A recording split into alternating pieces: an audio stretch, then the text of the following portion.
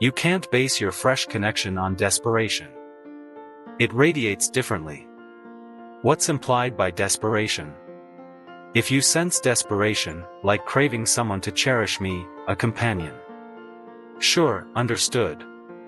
It vibrates differently. It's a unique vibe. How is it when you're desperate as opposed to drawing in? You're in scarcity. So, you're striving, you're clinging, you're manipulating, you're imposing, you're trying to foresee, over-pondering, over-assessing, and that's how individuals manage their ties. So, if you aim to ready your mind and physique for a novel tie, you must embody affection entirely daily. And that wave then you release into the universe holds your well-being, your prosperity, your tie, or whatever. But here's the intriguing part. When the heart feels such, feeling complete, passionately in love with existence, content in the now, so jubilant, wanting becomes impossible. Now scarcity is absent. Being complete, you'll attract completeness in existence. The individual that matches vibrationally, harmonizing with you yet enhancing you, so unity emerges, right? Then, not in opposition but unity, you share data equal to that emotional status. In essence, individuals validate their reliance on specific feelings. You have peers you discuss with about global issues or so, they respond about their journeys, and you confirm a particular mindset or such perspective on existence. Emotionally, emotional contracts exist. Emotions are energy, and energy has a vibe, and vibes convey knowledge, sharing similar vibes, sharing similar knowledge, but that's how many operate, but in an authentic affectionate tie. When you're genuinely heart-centered, you ponder what would affection do in the tie. With an open heart, it's beyond self. It's about how magnificent I feel with you. I feel even grander, but in your absence, I remain complete, and thus scarcity or need is absent when we unite and our auras intersect. Intersecting, the intensity soars, energy increases. I mean, aligning all 7 chakras. Being embodied, let's relish, originating from affection. Your heart feels so open. That generosity is inevitable. Feeling splendid, content with self, content with journey, content with possessions, you desire others to sense similarly. Offering, you then produce more chemicals enhancing heart's feelings. Your immunity boosts, physical well-being improves. The interaction between two souls merging in completeness, not dependency, not scarcity, not division, is unique. Reality can seem ever-shifting. We perceive reality as stable, yet as you'll realize, our traditional perception isn't accurate. To influence matter using your mindset, comprehending reality's nature, the mind-matter connection, and the shift of reality is crucial. Prior to exploring the quantum realm, examine our perceptions of reality.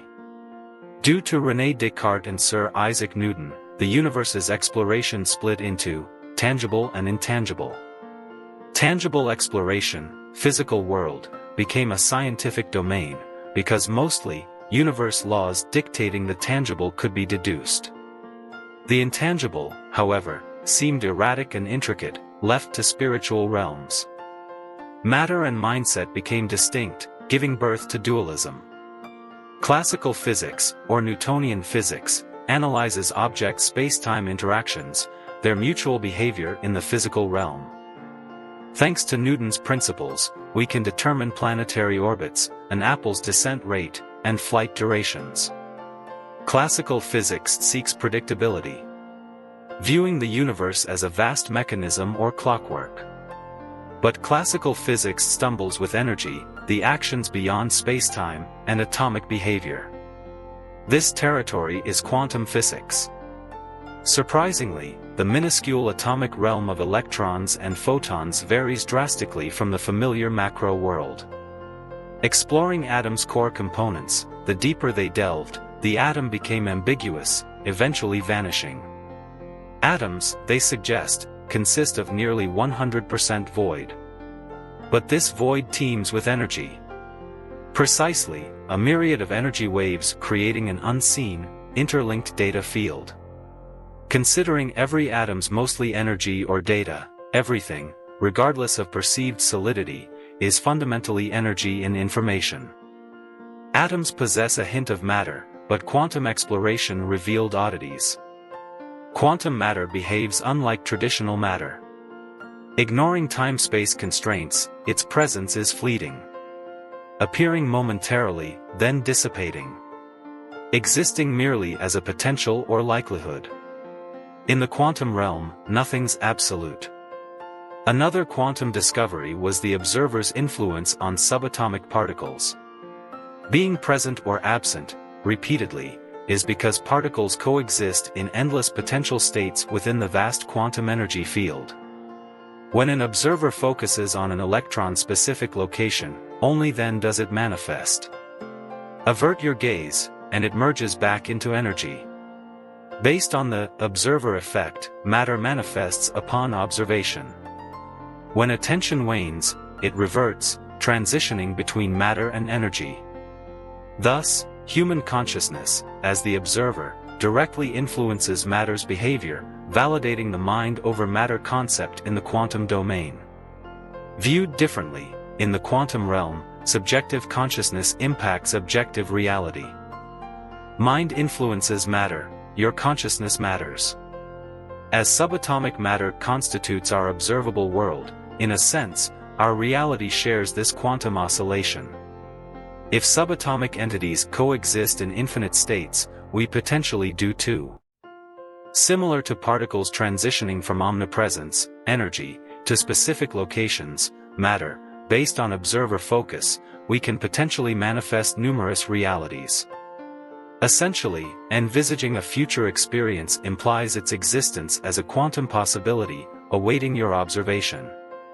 If your consciousness, through thoughts and emotions, can influence when and where an electron materializes, in theory, you can guide countless potential realities.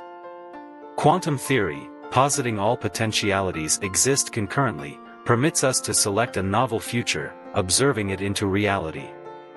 Given the universe's atomic nature, with atoms majorly comprising energy or potentialities, vast untapped opportunities await. However, unintentional creation also occurs. If your quantum perspective remains static daily, endless potentialities collapse into repetitive patterns.